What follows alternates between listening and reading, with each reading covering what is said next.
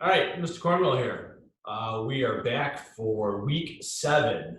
This is going to be the final week of our soccer unit. Up to this point, we've worked on a few drills, working on different skills, some foot dribbling, some trapping, some passing inside of the foot kick. We worked on our top of the foot or our laces kick, shooting on net, or clearing the ball out of our zone. We did a couple of throw-ins. So now we're looking at doing some different types of soccer activities. These are not going to be like your traditional soccer game. You can't have a whole bunch of people around playing a game. So we're going to modify some activities. And one of the first versions that we're going to do here indoors is we're going to play a little bit of crab soccer. Okay. Make sure you're getting parent permission before you're doing any of this. And make sure that you have your playing area set up so that it's going to be safe. Okay. So crab soccer, our ball today is going to be a balloon. Okay, nice, something that floats. It's nice and light. If it does hit something, it's not going to break anything. Okay, so we've kind of moved our coffee table and things off to the side here. So here's our playing space. Coach C is going to be over here, so I'm going to be playing against Coach C. She's going to be on that side. I'll be on this side. And what we're doing here is basically the goal of the game is to try to get the balloon to land on the blanket or past the other person. The person cannot touch their own blanket or their own end zone. Okay, you're not allowed to do that. So you're using your feet only your feet, and you're in that crab walk type of position.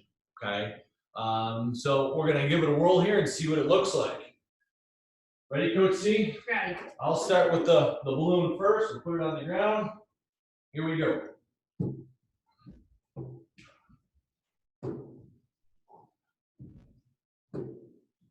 Ooh, out of bounds. You start with it, Coach.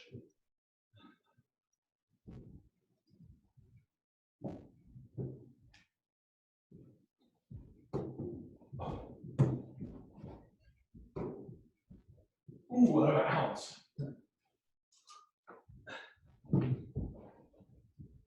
Ooh, good save, good save.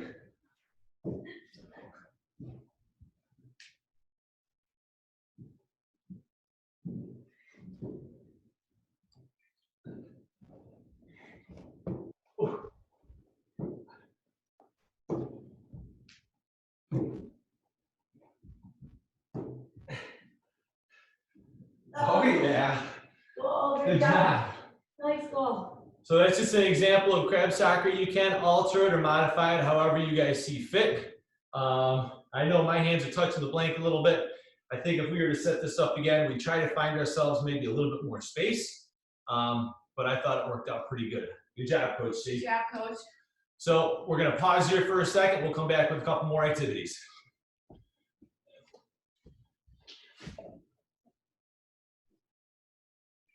All right, back here again.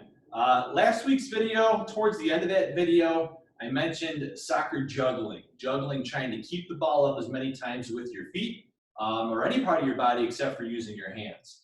So we're going to do that again this week. I'm going to make it a little bit more of a challenge, but I'm going to show you a couple variations of it too. So first thing, I'm going to try it indoors here. Once again, I'm going to use the balloon to make it a little bit easier so it floats and I'm able to get a higher score. Okay, so juggling, once again, using any part of your body except for your hands, trying to keep the object up in the air without it letting it hit the floor. Remember, you cannot use your hands. In the game of soccer, your hands are considered from your shoulders down to your fingertips. Okay, so you don't want to use your hands when you're keeping it up with whatever object that you're trying to keep up in the air. Ooh, this makes it a lot easier than a soccer ball. Again, make sure that you are being safe. Make sure that you are getting parent permission before you are doing any of these things here. I like this balloon, Coach. So that's an example of juggling indoors with a nice balloon. We'll be back again to show you some more activities. All right, we're back. We're here outside now. I got my cleats on. As I just mentioned, inside we were practicing our juggling with a balloon. Like I said, I know last video I mentioned juggling with a soccer ball, but I think it was towards the end of the video and maybe not a lot of people saw it. So I'm going to demonstrate that once again. So juggling outside with a soccer ball, or even if you got a playground ball or a 4-square ball, something like that, the idea is to keep it up without using your hands. So let's see what I can do here. 1, oh, not good there. More practice needed. 1, 2, 3, 4, 5, 6. 6 seems to be my magic number. I can't really get over that 6 part there. Okay. Try and find an area where you've got more space. I know I've got more space over there, but it's kind of wet. So hopefully I didn't knock over any Coach C's flowers there. So I'll be back here to show you one more activity that you can do outside your house. All right, so we're here with our final activity. Now what I have set up here, I got to give credit to Mr. Casillo. Mr. Casillo posted this on his Twitter account a few weeks back of him and his daughters playing this at his house. It's called Soccer Around the World. So what I have set up, I didn't have any cones, but I have lots of sticks around here. So as you can see, I got a couple of sticks on this side. I've got one there, one here, one there. My 4th stick I have up there. There's 5, 6, 7 over there. 7 different sticks, 7 different spots, 7 different continents that I'm going to be trying to take shots on goal from. Okay. So I'm going to start with the closest stick. Either side, it doesn't matter which one. I'm going to take my first shot on goal by the closest stick. If you make it, you keep going. So that was my first spot. I'm going to go to the second spot here behind my second stick.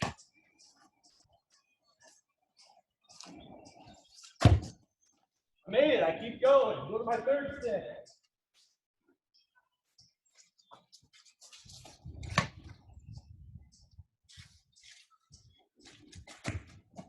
I made it. I keep going. Go to my 4th.